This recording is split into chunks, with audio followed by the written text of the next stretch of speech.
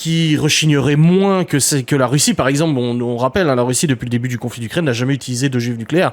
Pourtant, tout le monde nous bassine avec ça sur BFM, machin. Ouais, Poutine va lâcher une bombe. Il a jamais lâché de bombe nucléaire. Donc oui, c'est inquiétant, mais d'un autre côté, je suis tout aussi inquiet que les États-Unis puissent s'en servir, que la France puisse s'en servir, et que n'importe quel pays puisse s'en servir. On rappelle quand même que les bombes normales, donc les missiles hypersoniques, les missiles de croisière, etc., c'est des armes du coup d'impact, et que les bombes nucléaires, c'est des armes de destruction. C'est des armes qui, une fois atteint leur cible, ne détruisent pas que leur cible, mais détruisent ce qu'il y a aux alentours, les habitations, les machins, etc.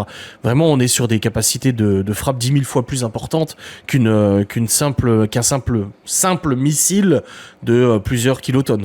Donc on est vraiment sur des armes de destruction massive, réelles cette fois-ci, et c'est très inquiétant. De toute façon, peu importe quel pays l'a entre les mains, ça reste très inquiétant. On a beaucoup qui disent oui, l'Iran, faut que son gouvernement y tombe, mais pourquoi, encore une fois, comme avec la Russie et Poutine, tout le monde disait il faut assassiner Poutine, mais pour remplacer par qui? Est-ce que ce sera pas quelqu'un de plus fou encore qui sera au pouvoir? On ne sait pas.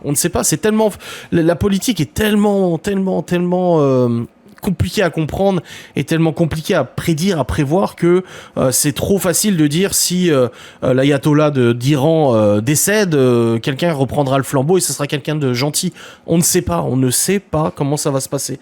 Aujourd'hui, tu regardes un peu la situation en Irak à l'époque de Saddam Hussein. Alors attention, je dis pas que Saddam Hussein était un saint ou quoi que ce soit, absolument pas. Mais si tu regardes la situation de l'Irak à l'époque de Saddam Hussein et la situation d'Irak aujourd'hui après le conflit avec les États-Unis,